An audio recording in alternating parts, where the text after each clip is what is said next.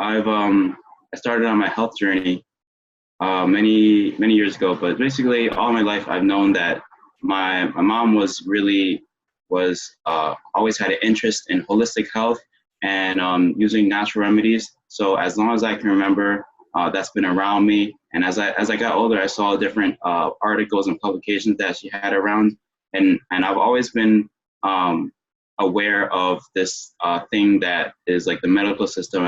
Always been aware that people would just get sick, and I was really afraid of just me and everyone around me just spontaneously getting sick and never getting better, because that's all I ever heard about. And that made me really, that's what made seeing things about natural supplements and food-based remedies, all those things were very interesting, because they were like a way out of this prison, out of this fear that was somehow, ingrained in me. So I was kind of a hypochondriac growing up, actually. I was very, had a lot of anxiety. So now I've had many reasons to really fine tune my studies, because I've literally, about 6 years ago, I was dealing with all types of symptoms. Like I was getting more and more fatigue. I had lots of brain fog, which was very strange. I had other neurological and mental things that were going on that was even more strange than the physical symptoms. But I definitely had more fatigue, where I really couldn't do anything all day long. And I decided to figure out what do I need to know about these foods and these fruits and vegetables and herbs and medicines, natural medicines, unnatural medicines. What is there that I don't know that that I'm not able to use these supposedly healthy things and actually get healthy? And the same thing with me and my mom started studying in order to help my grandma, because my grandma was also having her health conditions. And that prompted us to really actually try to find answers. So at first, me and my mom were studying together, but now I've discovered a few sources which are all about results. So I discovered that there's herbalists, there's healers that have been doing this work for many years, not just prescribing herbs, but actually healing people and curing symptoms, diseases, diagnoses, all these things that we call disease and illness. But whatever symptom you have, whatever condition that you've been labeled with, and whatever diagnosis that you've been assigned, it is healable, and it can be done with alkalinity, which is the topic of today. So Dr. Sebi was a great herbalist back who worked a lot in the 80s, who really made the term alkalinity more popular, but it's been around for a long time. And alkalinity is really just referring to pH, because there's a tendency for pH to be associated with good health. So when there's low blood pH, that means the blood is acidic. And if the blood is acidic, then that means that's an actual serious medical condition. But what's not recognized as a medical condition is mild acidity or other forms of acidosis, which just manifest as all types of symptoms. An acidic state is just is one of the simpler ways to understand it. Is just, let's say, Dr. Sebi always said healing or death, or many herbalists have said it starts in the colon. So we're talking about the digestive system, where we're processing food, and we're also processing all these like nature-given, God-given, life-saving foods that we are eating every day, which is the reason why we're alive. So the digestive system has good and bad gut bacteria. That's both not so much in the stomach. Stomach has like some bad bacteria. It's not supposed to be there, but the gut always has good and bad bacteria. When the gut is acidic, which is the acid, which is of a sour nature, it's like, then bad bacteria proliferate, and good bacteria don't thrive, and they get over competed by the bad bacteria. So when you have bad bacteria in your gut, guess where you also have bad bacteria? You have it all over your body. You have it in your lungs, you have it in your lymphatic system, and that leads to, for many reasons, an acidic state. Now, it's not just the bacteria, it's what's making the acid, like the chemicals from the environment, acidic foods, and the bacteria themselves being able to multiply, that creates more and more acidity. So it's not just the bacteria being there that causes you to start to get in a more acidic and less able to fend off disease state. It's also that, those things, the root cause is also being fed by a variety of places that then just becomes more of a vicious cycle. So alkalinity, I definitely am paying homage to Dr. Sebi when I talk about this this topic of alkalinity. So we're going to talk about Dr. Sebi's methods, but also Dr. Sebi is not the only one that I've studied, and I also understand alkalinity from other perspectives as well, as the goal is to make the body alkaline, rather than just using alkaline as a word to describe different philosophies and different things. So instead of alkaline as like a type of food or even any specific system, we'll say alkaline is a goal. So when your body is alkaline, you can't get disease, and and if you understand alkalinity, then you'll know how close or far you are from disease. You know how alkaline, how acidic your body is. As long as you start to get on it's mostly about getting on a cycle of cleansing, being able to understand what foods cleanse your body, how often you want to do it, how you can make it part of your lifestyle. Because cleansing, you can do it right way and you can do it the wrong way. And you can do it the wrong way where it's not fun and it's not effective. So you don't want to do that. You want to do it in a way that's effective and really what your body was meant to embark on. So alkalinity, when we start eliminating these acids, how do we do that, right? So we're in an acidic state. This is really the baseline here. Like if you're just learning about alkalinity, you're probably in an acidic state right now. The foods you're eating are probably exacerbating the acidic state. And if you have a symptom now, we can take care of that by raising the alkalinity. If you don't have a symptom, you can avoid them in the near future by raising the alkalinity. So I want this to be very interactive. So I want, since I think I have at least one person here, so I would like to ask, like, what is alkalinity? And I'm just gonna brainstorm, so anything goes. So I have a very, very basic understanding of this. My kind of only understanding of alkalinity is, as you were kind of explaining before, in reference to like pH levels. Yeah, well, so yeah, pH level. Alkalinity, so I'll just kind of make a tree here. You can give out some more ideas, but I'm going to connect them in a way that makes the picture make sense. Okay. So pH level. Plus 5. Trying to think of some other stuff here. I guess also, as you mentioned before, pH level is also related to like acidity and such. Yeah.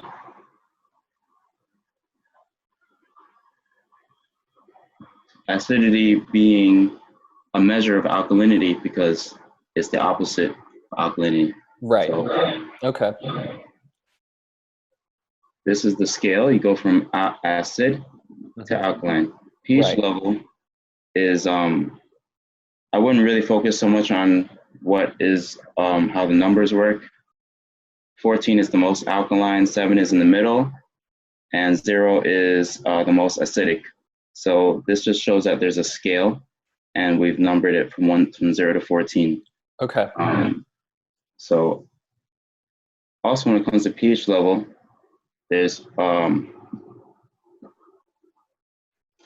pH level of each organ system is going to determine the health of each organ system. Sure. So an organ system could be the blood. It could be the digestive. If, like I mentioned earlier, the digestive has a low pH and it's acidic, it's going to be a lot of bad bacteria, and you're not going to be able to digest as well because you need good bacteria to assimilate nutrients. when the digestive is alkaline, then well, it's really just an indicator that it's working properly. So that's Right. Okay. So pH level, it goes really well with organ system. Alkalinity, a big thing that Dr. Sebi talked about was minerals. Okay. Minerals are the principal alkaline substance. So any food that's high in minerals is highly alkalizing. Okay. And along with minerals, we also have antioxidants.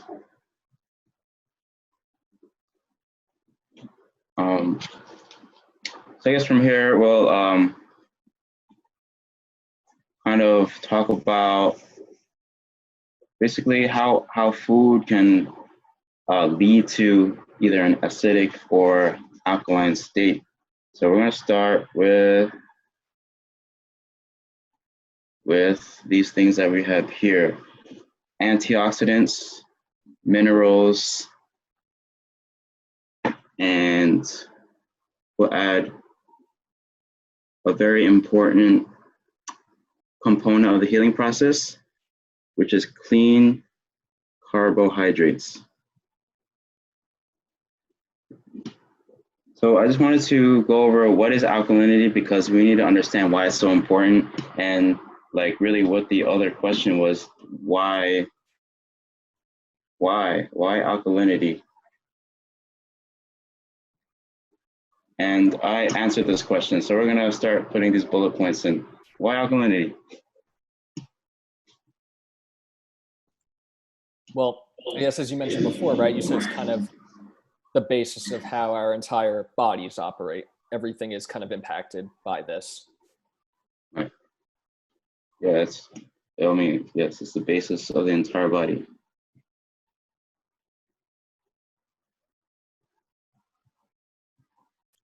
Alkalinity is the basis of a healthy body. It is the foundation, like you said. And why is it the foundation? Because alkalinity is made out of it's made out of healthy food. You know, it's made out of life-giving substances. And what those substances are literally listed right here: clean carbohydrates, antioxidants, and minerals. These three things literally create your body. If you're not eating these things, you're either wasting away, or losing health, or starting to exhibit some type of symptom. So these are the things that we're eating every day that are keeping us healthy. So as the basis of the entire body is literally the building blocks, it's the physical building blocks of your cells. Everything else is being pushed out by the body. It's not in the cells. It's not going into the cells. It's going in, maybe coming back out, and just giving your body work. So that's not this, but these are such critical foods that literally you can eat only these, and you can also supplement it with other things. Alkalinity will safeguard you, safeguard from illness, but it's safeguarding you from really any kind of feeling unwell. Like when you understand that you can get more alkaline, you're also understanding that you're literally feeling better every day because of actions that you're taking. And when you do that, there's really no going back. I mean, it's just what do you want to balance out? You can balance out the lifestyle you want to live with health. So safeguarding from illness, I mean, what more could you need? It also, I think, like you just mentioned, keeping like feeling balanced, not even just safeguarding from illness, but just like feeling the best you can each day. Yeah, it's actually, yes, I really want to say that. You get to feel your best. I'm going to put out a challenge that you haven't felt that before. Anyone that's watching this, you haven't felt this, but you can feel your best. The reason why is because alkalinity, it's actually a process of cleansing out acids and building up your body with alkaline nutrients. So that's all we're doing. And just by doing that, we can address almost any symptom or condition. And I guess at the end, I'll kind of go into why that is. But for now, I'm going to say how I'm just going to use the next 10 to 20 minutes to just walk through the methodology.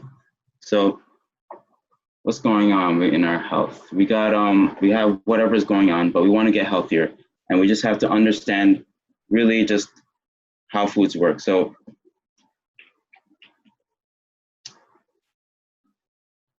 where to start?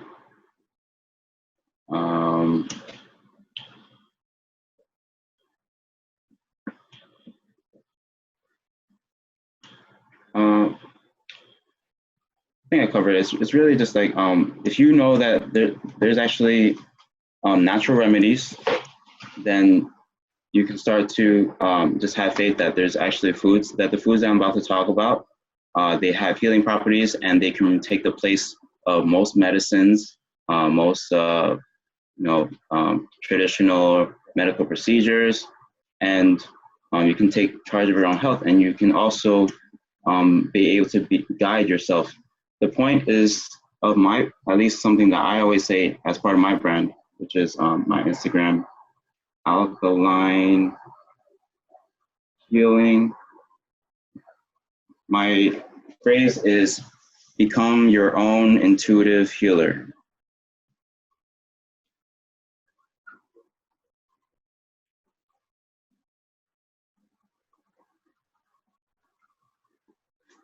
Nowadays, there's a lot of symptoms and conditions are being caused by exactly the same thing, which is what's rampant nowadays is an overburdened liver.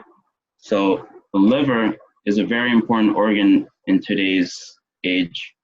Alkalinity is also important because almost all conditions are being caused by acids, just because that's the state that we're in now. So over the years, lots of new chemicals were created, lots of new processed foods, all these things. They've been attacking the liver. Like they're attacking the liver.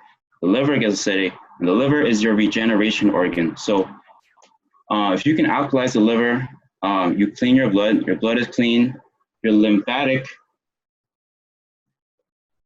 I almost forgot to mention, because lymphatic is actually the most common thing that we're referring to when we're talking about alkalinity. It is also your main immune system.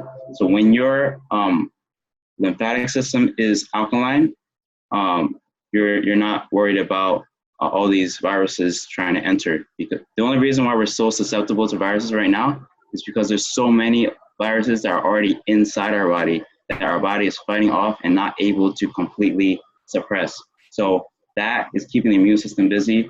That makes all types of weird fleeting symptoms if you ever get those things, because the lymphatic is constantly filled with bacteria, because the colon is filled with bad bacteria, and the lymphatic is filled with viruses, because viruses are actually on every doorknob that you touch. So you're constantly getting all these different herpes viruses, all these different things.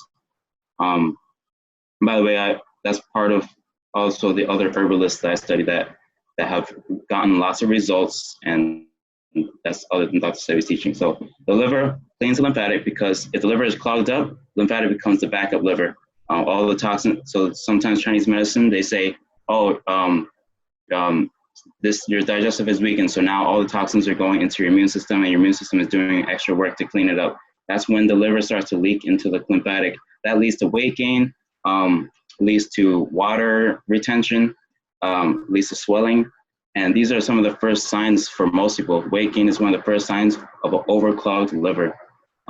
It takes years and years to build up weight gain. It doesn't happen within months, but it can be healed within months. So the way we clean up the liver is we take out all these things that were attacking it. I want to just say, I want to put it into 3 categories: processed food. But the reality is I'm including chemicals, dirty water, because our water is contaminated, air, all that stuff. I'm going to put it all in one category, all this chemical stuff, processed food. The second thing like radiation from the sky, metals in the air that we put in there for weather control. The second thing is to reduce and stop attacking liver is fat. So fats are a big thing that have tripped up a lot of diagnoses, like diabetes, for example. We think that diabetes is caused by sugar, but no, it's caused by the things that I'm putting up here right now. So what's the third one? Is there a third one? Oh yeah, bad proteins. Protein is one of the principal acids that is natural, like one of the principal natural acids. The strong acids are the chemicals. Those are the ones that take years to take out of the body. But if you focus on these things, fat and protein, you can actually start alkalizing the body really fast, like right away, even before you've done all the detox that you need to do on the processed food. So, by the way, we're going to 210, right? Yeah. Okay, cool. So,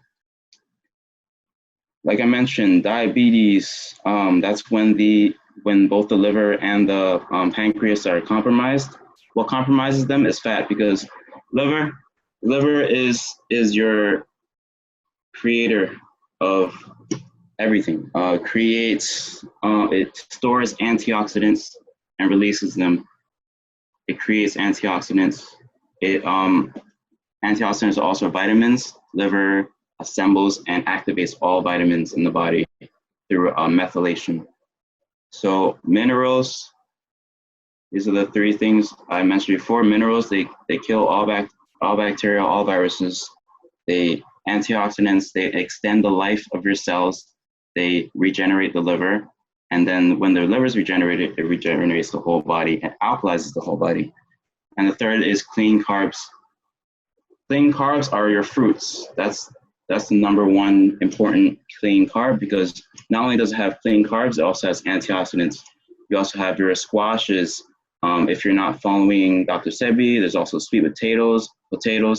All of these vegetables and fruits are clean carbs that feed your muscles with with what it needs to move. It feeds your brain so that it doesn't shrink. It feeds your brain. Your brain runs on sugar, 100% sugar.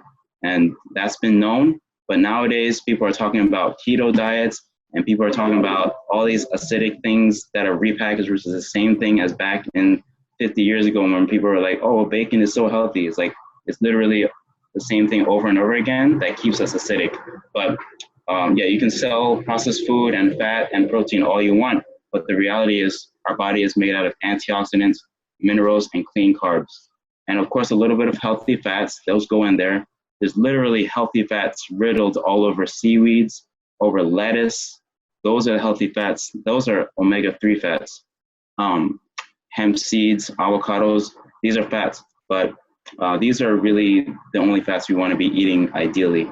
The rate that we start to cleanse this liver, alkalize the lymphatic, and even alkalize the colon, and just start getting on a process of gradual detox, is to eliminate actually as much as we can these things on this side, and pretty much replace it with these. There is another element to detox and alkalizing, which is raw food. Raw foods have another thing. They contain water, and they contain some of the best form of water when it comes to alkalizing your body. It's this water that's in the raw food. When you juice it, when you eat it raw, whether that's cilantro, which goes in and cleanses the brain of metals, or if it's a tomato, which literally just flushes out your liver and flushes your lymphatic and gives you vitamin C, which is an antioxidant. Raw foods are going to be the thing that support the immune system the fastest. It works fast because it hydrates you. That's really how it works. And it hydrates you better than water can. So we're going to go into some methodology of how to alkalize quickly, and how to just get on a cleanse, really, like how to get on a cleanse that where you can lead yourself on the cleanse, where you're not like, oh, am I doing the right thing? I feel terrible and all this stuff. We don't need any of that anymore. So after we eliminate the processed food, it's important to understand all you have to do is with the fat is just lower it. Well, if you're dealing with a symptom, just like lower by 25%, 50%. But it's important to understand there's nothing wrong with going fat free, like eliminating it, as long as you're getting enough calories from the clean carbohydrates. Now, bad protein is actually any protein that doesn't digest. So even a good protein can turn into the bad protein if your digestive system has an issue. Let's say you have like heartburn or acid reflux. That means you're probably not digesting protein at all, and you should probably also take a break from these high protein foods that we recognize, that like meats, animal products, beans and grains, all these things. If we take a break from all these things like grains and beans and nuts and seeds, and that actually allows our digestive system to it allows it to regenerate itself in ways that you never thought possible. So it is possible to eliminate all those for literally a limited period of time, because I know that we love these things so much. So a very simple cleansing plan would be to, first of all, just take advantage of everything that you have at your store. One thing is the morning. Morning is cleansing time. So the morning is the most important time to consider your alkalinity, because in the morning you can hydrate. And when you hydrate in the morning, you alkalize. So that's the first step. Like you literally, just by drinking water in the morning, you are alkalizing your body. If you don't drink water in the morning, it's very tough on the body, because liver has collected all these toxins overnight and it's ready to it just cleans stuff. It just flushes out. But the only way that I can flush it out is if you drink water. So it's like if you take your trash to the curb, but there's no municipal trucks or anything like that. You just have the trash there. So the way to hydrate is we hydrate with water and living water. I don't know if I mentioned that word, and I didn't make it up, but I like the way it sounds. Living water is what's in raw foods. So lime squeezed in water is a great option for the morning. Another option is to literally just eat fresh fruits in the morning. One great option is melon. Melon is a great option for cleansing in the morning. It's especially alkalizing. Now, another thing we want to do in the morning is zero fats in the morning. You want to wait until at least after lunchtime. If you do that, you also further support the liver, because the liver's time is in the morning. The liver wants to get maximum hydration and minimal dehydration. Fat is dehydration, and fat also lowers blood oxygen. And lower blood oxygen is also lower alkalinity, more acidity. Oxygen is alkaline. Antioxidants bring in oxygen and they're alkaline. So zero fats in the morning. And then what you can do for the rest of the day is really up to you. But ideally, I would go on a raw cleanse. I'll go on a raw diet where you're eating enough. You're eating as much as you need to eat. You're eating as much papayas, melons, like oranges. Oranges are really important. If you can make your own fresh squeezed orange juice, you're going to be on your way, because it's all about getting enough calories while still just eating raw. Eating papayas, sometimes you may not feel full after eating only fruits, and that's why the greens are so important. Greens like kale, watercress, even things like cilantro. That's like, I'm not going to stop mentioning cilantro because it has special minerals that your brain needs. All these greens have minerals that you really need. Fruits have minerals too, but because they're lower in minerals, you might still feel hungry. And again, Minerals and clean carbohydrates are the only things that you need to feel satiated. Everything else is kind of just a mental, emotional thing, which you can still take care of by eating enough. Dates, I almost forgot dates. Like dates are really life-saving. You can even cook some squashes at night. If you do cooked foods at night, you'll be able to cleanse optimally and keep all the cooked foods away from the morning. And drink green juices, because sometimes you need a lot more greens than like you need a lot more greens sometimes, depending on who you are. If you're eating all these fruits and you're still hungry, you should probably get a juicer and start juicing your greens, and you're gonna start taking care of that. You're not gonna be hungry anymore.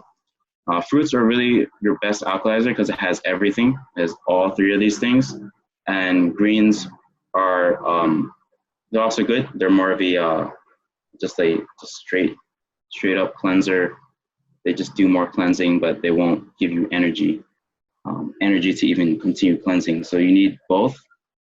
But yeah, it's just don't be afraid of eating an all raw diet. It's something that you can do for 24 hours. You can do for 48 hours. But the thing with eating fruits and vegetables that are raw, eating as much as you want, and juicing certain things, making smoothies, making juicing your greens, you can actually do this indefinitely. You can do this for the rest of your life, and you'll be totally fine. You wouldn't miss out on a thing. What's the thing with a lot of vegan diets is that we start eating like a bunch of grains and starch, and we start having problems. We're like, oh, I can't be vegan anymore. I got to go back to animal products. It's not because of these foods. It's because of actually things like grains.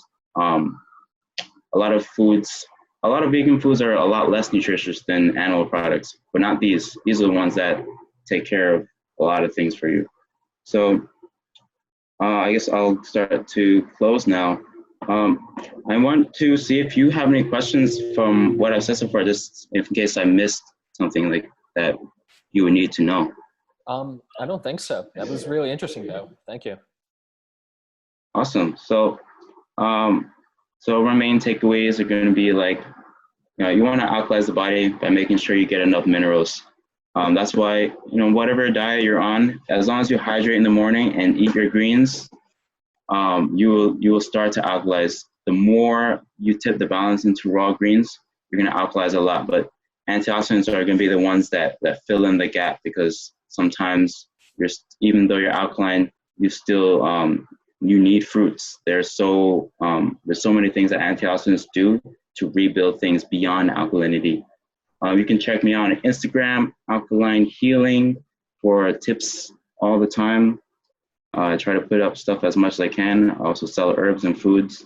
And alkalinity. And when you regenerate the liver, you clean up the blood, and you no longer have all the susceptibility to disease and the constant, the new threats that are coming as well.